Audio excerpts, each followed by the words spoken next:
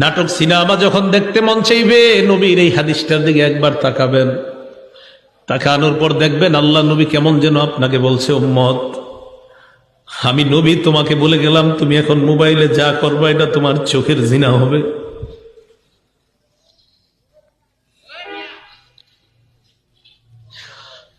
অনেক মানুষ প্রতিদিন এই গুনাহে লিপ্ত হয়, চোখের জিনা করে।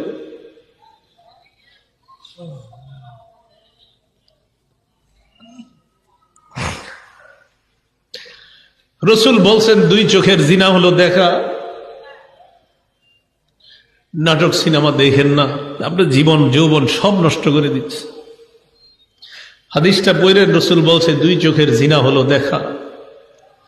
ওয়াল উজুনান জিনাহুমা আল ইস্তিমা, দুই কানের জিনা হলো শ্রবণ করা।